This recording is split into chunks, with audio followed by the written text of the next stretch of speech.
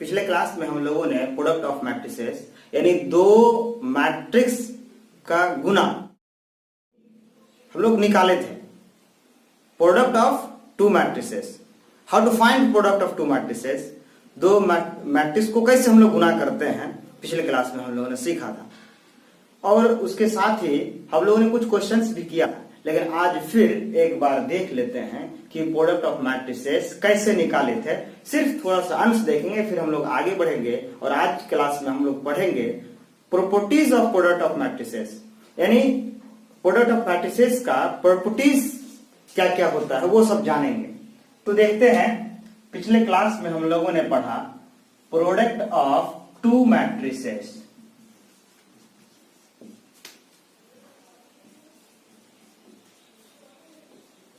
यानी दो मैट्रिक्स का मल्टीप्लिकेशन क्या था कि अगर मेरे पास एक कोई मैट्रिक्स था जिसका ऑर्डर m/n था और साथ ही साथ b कोई मैट्रिक्स है bj के जिसका ऑर्डर n/p है, तो a गुना b यानी a cross b, a into B क्या होगा, तो हम लोग क्या करेंगे, दोनों मैट्रिक्स को रख देंगे गुना के फॉर्म में इंटू बी जे के n/p। हम लोगों ने पिछले क्लास में पढ़ा था कि अगर इस मैट्रिक्स का कॉलम और इस मैट्रिक्स का रो आपस में बराबर है तभी प्रोडक्ट संभव है। यानी इसमें नंबर ऑफ कॉलम का संख्या और इसमें नंबर ऑफ रो का संख्या अगर बराबर है तभी a इंटू बी संभव है। तो हम लोगों ने यहाँ लिया है m, यहाँ n और यहाँ भी n, दोनों जगह दोनों का यहाँ का कॉलम और इस मैट्रिक्स का रो आपस में बराबर है। तो जो रिक्वायर्ड मैट्रिक्स होगा क्रॉस करने के बाद यहाँ क्या हो जाएगा, कुछ हम लोग एलिमेंट ले लेते हैं, कुछ भी c ले लिए, c और ये जो j है और ये j है, दोनों j क्या है, कॉमन है, दोनों में से दोनों को हटा देंगे, दोनों मैट्रिक्स से दोनों j खत्म हो जाएगा, यहां से i बचा और यहां से k बचा। इस प्रकार से मैट्रिक्स बचता है। और साथ ही साथ हम लोगों का जो ऑर्डर होता है वो ये दोनों सेम है, इसको छोड़ देंगे, m/p ऑर्डर का एक मैट्रिक्स बचेगा a इंटू बी। और इस पर हम लोगों ने क्वेश्चंस किया था और आज भी क्वेश्चंस करेंगे, लेकिन उससे पहले हम लोग प्रॉपर्टीज ऑफ मैट्रिसेस देखते हैं, प्रोडक्ट ऑफ मैट्रिसेस। ठीक है, चलिए तो आज का क्लास स्टार्ट होता है यहां से।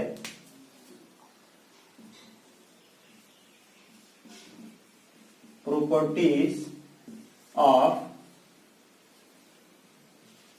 Matrix multiplication.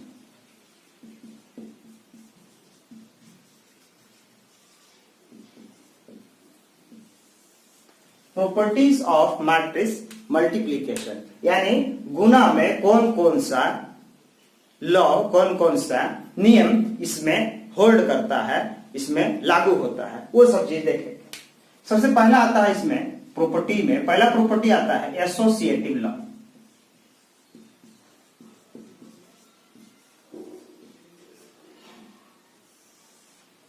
एसोसिएटिव लॉ ये जो मल्टीप्लिकेशन मैट्रिसेस या multiplication of three matrices associative law का पालन करता है, लेकिन कब, उस वक्त जब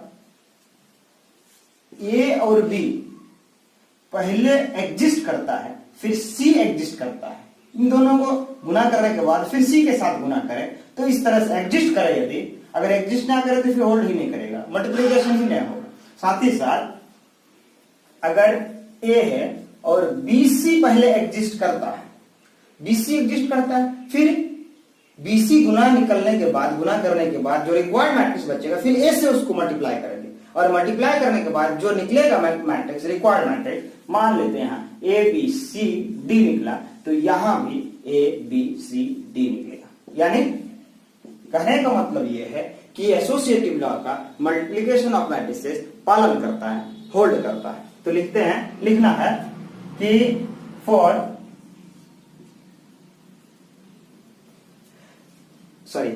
यहां लिखना है कि multiplication of matrices hold associative law.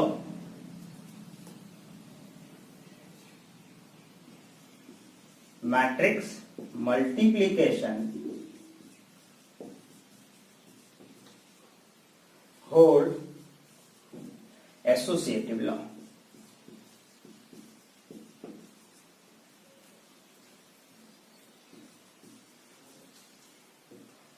That is करके हम लोग लिख सकते हैं, that is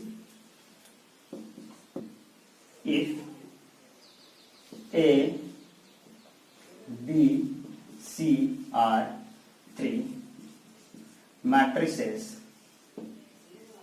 then A, B into C equals होता है A, B into C। ये पहला नियम था, पहला प्रॉपर्टी था। दूसरा है डिस्ट्रीब्यूटिव लॉ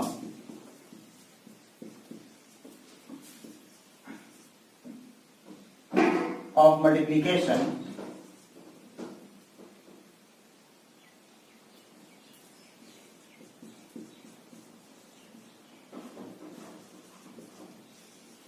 over addition।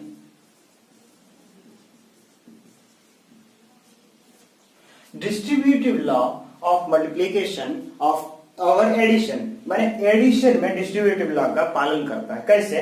अगर मेरे पास A है और B प्लस C कोई मैट्रिक्स है, इसका मतलब क्या होगा, इसको गुना कर देंगे A इंटू B, फिर A इंटू C और इक्वल होगा। यही हुआ डिस्ट्रीब्यूटिव लॉ ओवर एडिशन। ऐसे भी हम लोग कर सकते हैं दूसरा में कि A प्लस B इंटू में C, यानी AC, ये गुना होगा इसके साथ AC into BC over addition. ये दोनों हम लोगों का डिस्ट्रीब्यूटिव लॉ होता है। अगर हम लोग पहले B प्लस C मैट्रिक्स, दो मैट्रिक्स को जोड़ लेंगे, जोड़ने के बाद A से मल्टीप्लाई करेंगे, जो रिक्वायर्ड मैट्रिक्स बचेगा इसका अगर मान लेते हैं A B C D बचा लेफ्ट हैंड साइड, तो राइट हैंड साइड भी A और B को गुना करेंगे, फिर A और C को गुना करेंगे, दोनों को गुना करने के बाद जोड़ देंगे, जोड़ने के बाद इतना ही मैट्रिक्स आएगा, रिक्वायर्ड मैट्रिक्स यही आएगा। कहने का मतलब इक्वल आएगा, तो डिस्ट्रीब्यूटिव लॉ का पालन करता है। चलिए तीसरा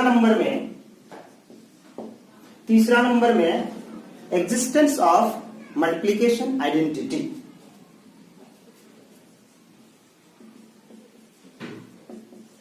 existence of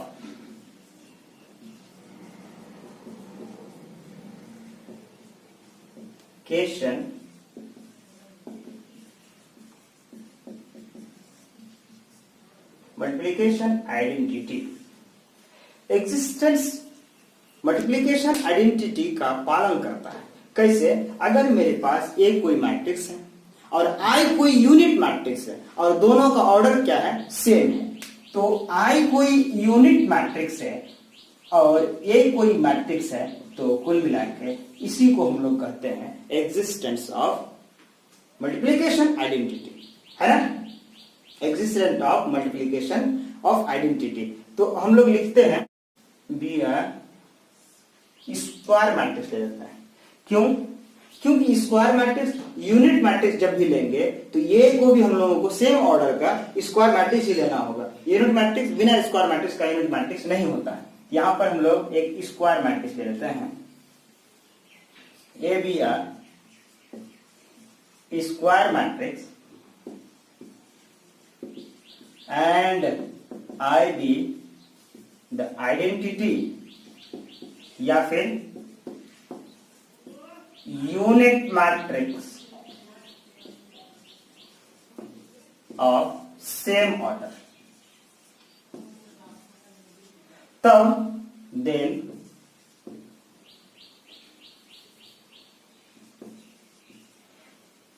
I A equals to A I equals to A होता है। यही हम लोगों का क्या होता है, existence of multiplication of identity. ठीक है, हम लोगों का ये 3 प्रॉपर्टी था। चौथा प्रॉपर्टी होना चाहिए था कि एक कम्यूटेटिव लॉ का भी पालन करना चाहिए था। तो नोट में लिखेंगे स्टार मार्क करके नॉट कि multiplication of matrices commutative law का पालन नहीं करता है। क्यों नहीं करता है? इन जनरल नहीं करता है। ए बी को गुना करेंगे और फिर बी ए को गुना करने के बाद इक्वल आएगा, यह जरूरी नहीं है। रियल केस में हो सकता है कभी कभी इक्वल हो जाए, लेकिन मोस्ट ऑफ द टाइम ये दोनों गुना करने के बाद इक्वल नहीं होता है। और इसी को हम लोग ए बी इंटू बी ए उल्टा कर देने को ही तो कॉम्यूटेटिव लॉ कहते हैं। तो ये कॉम्यूटेटिव लॉ का पालन नहीं करता है। तो multiplication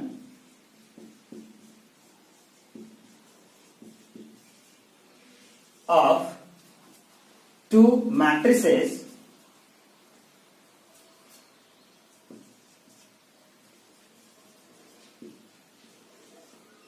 do not hold commutative law.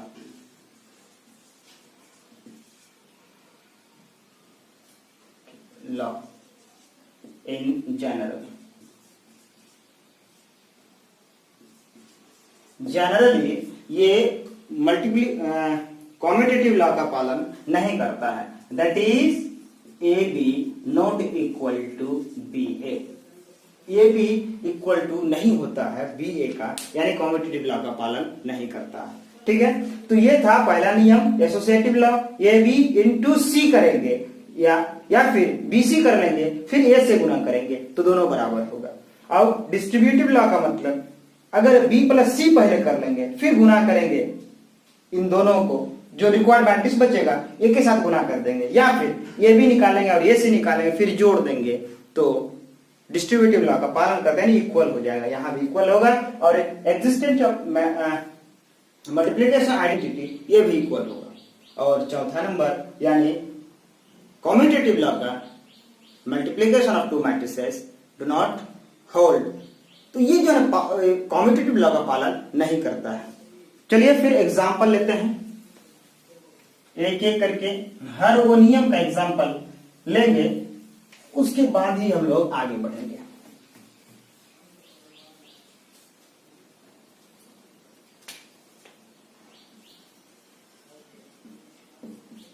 एक क्वेश्चन करता है,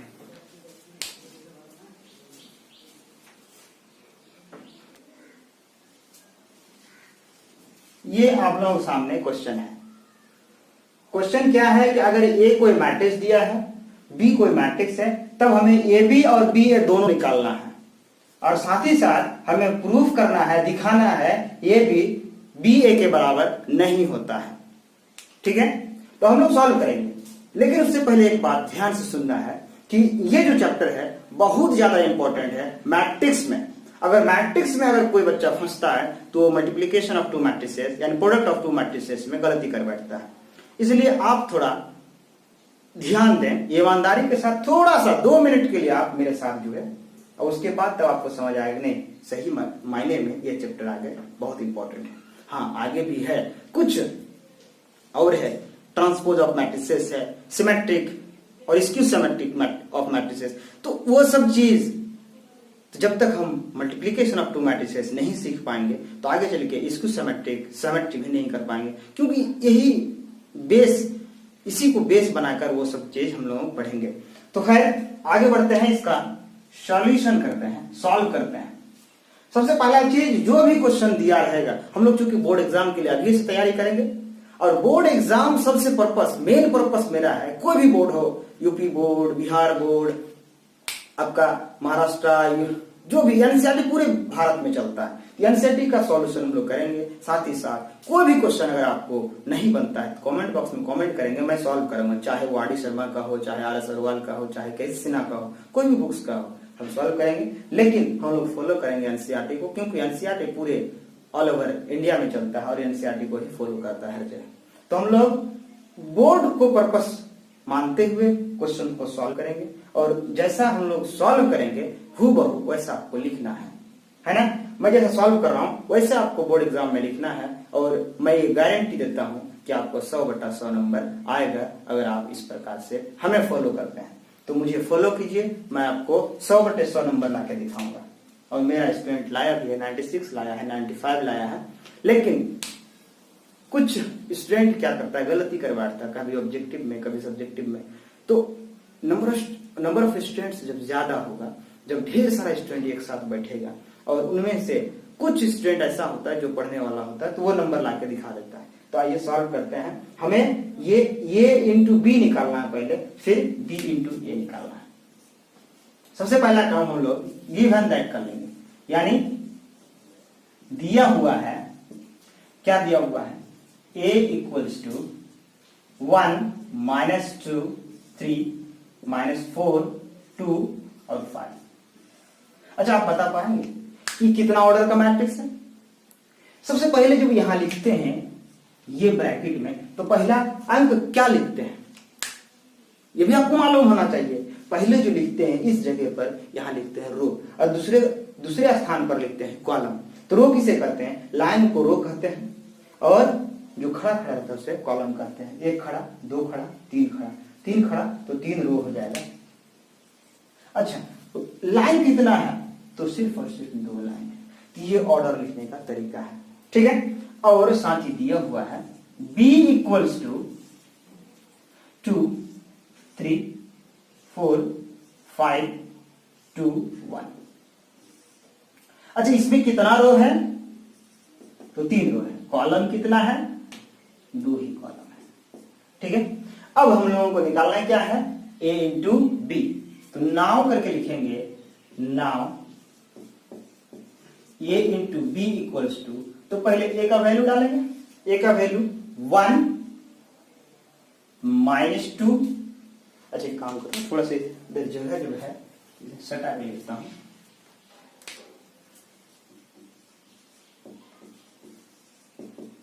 a का वैल्यू 1 माइनस 2 3 माइनस 4 2 5, और b का वैल्यू 2 3 4 5 2 1, ठीक।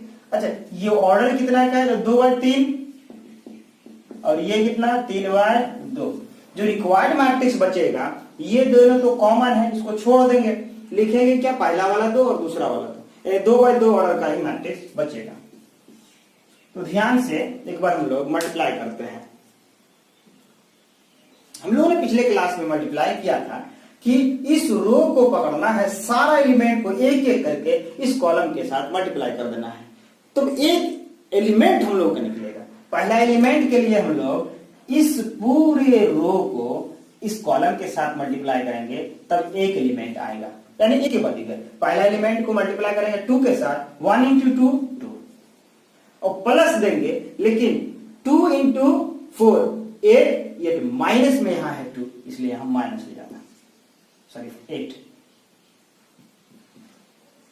क्या हो जाएगा, माइनस 2 इंटू 4 माइनस 8, 3 इंटू 2, यहां दोनों में पॉजिटिव है, यहां 6 पॉजिटिव। एक एलिमेंट निकला, एक एलिमेंट मिला मुझे, और फिर नेक्स्ट इसको फिर इसके साथ मल्टीप्लाई करेंगे, तब हमें दूसरा एलिमेंट निकलेगा। तो 1 इंटू 3 3, माइनस 2 इंटू 5 माइनस 10, और प्लस 3 इंटू 1 3। अगर आगे और कॉलम रहा होता, इसको फिर अगला कॉलम के साथ मल्टीप्लाई करते हैं, लेकिन आगे यही 2 ही कॉलम था, यहां तक हम लोग आगे रुक जाएंगे। हम लोग को पता है कि यहाँ 3 और ये 3 कॉमन है, खत्म हो जाता है, और नेक्स्ट में 2/2 का मैट्रिक्स यहाँ बचेगा, ठीक। अब इस रो को पकड़ना है, और पकड़ के फिर इस कॉलम के साथ, तो 4 दूनी माइनस 8, 4 दूनी 8, 5 दूनी 10, फिर 4 तिया माइनस 12, 5 दूनी 10, प्लस 5 एकम 5।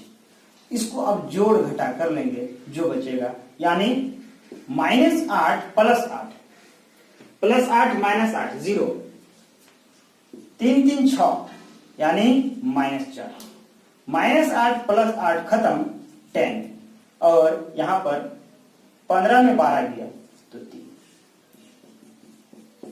ये मैट्रिक्स हमें मिला, ये भी क्या मिल गया, 0 2 0 -4 10 और 3। अब हमें बी ए निकालना है। और दिखाना है ये भी not equal to B A है, और होगा भी नहीं। चलिए, and B A equals to, सबसे पहला चीज बी को लिखेंगे पहले। बी यहां पर है 2 3 4 5 2 1, 2 3 4 5 2 1, और इनटू में ये 3 इंटू 2 ऑर्डर का मैट्रिक्स है, 3 रो है, 2 कॉलम है, और ए का वैल्यू 1 -2 3 -4 2 और 5, ठीक है। और ये है 2/3 ऑर्डर का मैट्रिक्स। अच्छा आप बताइए, इसका लास्ट और फर्स्ट कैंसिल होगा। कैंसिल जब हो जाएगा तो ये बचेगा क्या, 3 इंटू 3, यानी 3/3 ऑर्डर का मैट्रिक्स बचेगा। क्या करने के बाद, बी ए निकालने के बाद। इसका मतलब ये भी निकाले तो 2/2 का स्क्वायर मैट्रिक्स निकला, और बी ए निकालेंगे तो 3/3 का 3 ऑर्डर का एक स्क्वायर मैट्रिक्स निकलेगा। इसका मतलब कि बहुत ज्यादा डिफरेंस, बराबर तो दूर की बात। चलिए यहां पर सॉल्व कर लेते हैं हम लोग, ठीक है। चलिए इस साइड का जरूरत नहीं है, बोर्ड छोटा है, आपको एडजस्ट करना है। अब बी ए निकल रहा है, ध्यान से देखना है। आपको दिखेगा कि इस पूरे, सॉरी गलती हो रही थी, यहां से नहीं,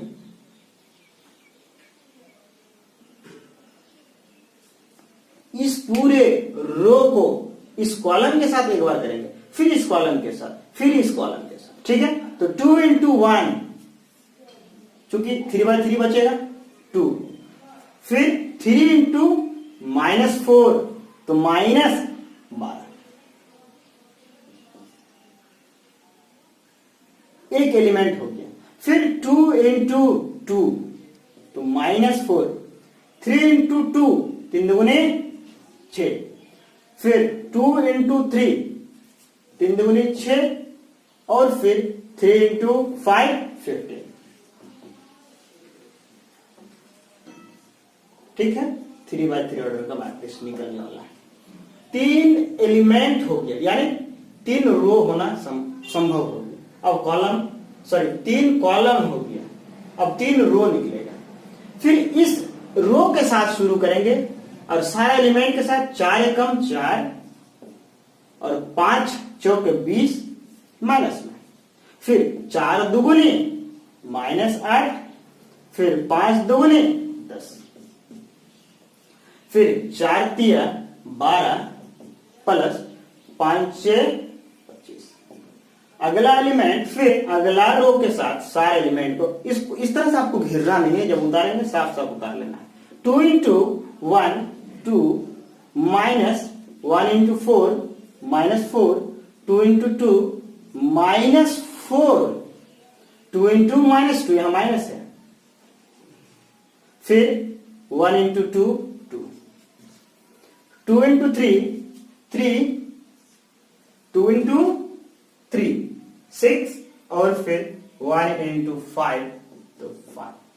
अब जोड़ घटा कर लेंगे, जो बचेगा हम लोगों का रिक्वायर्ड मैट्रिक्स हो जाएगा, यानी -10 बी ए निकल रहा है। क्या निकल रहा है, बी ए। -10 2 6 में -4 जाएगा तो 2 होगा, 15 6 21, -16 हो जाएगा यहाँ, 20 -20 में 4 जाएगा तो -16, यहां पर 2 होगा, यहां क्या हो जाएगा आपका 37, क्या होगा 37, यहां हो जाएगा -2, यहां हो जाएगा -2, और यहां पर 11 हो जाएगा 3/3 ऑर्डर का मैट्रिक्स। तो हमें क्या मिला था, यहां पर ए भी इतना मिला था और बी ए इतना मिला है। तो हेंस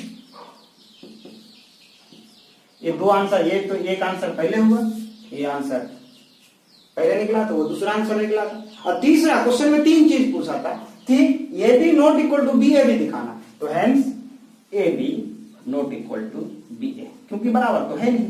ये दूसरा 3/3 का दूसरा मैट्रिक्स है और ये दूसरा मैट्रिक्स है, बराबर नहीं है। यहीं तक हम लोगों का सॉल्यूशन था।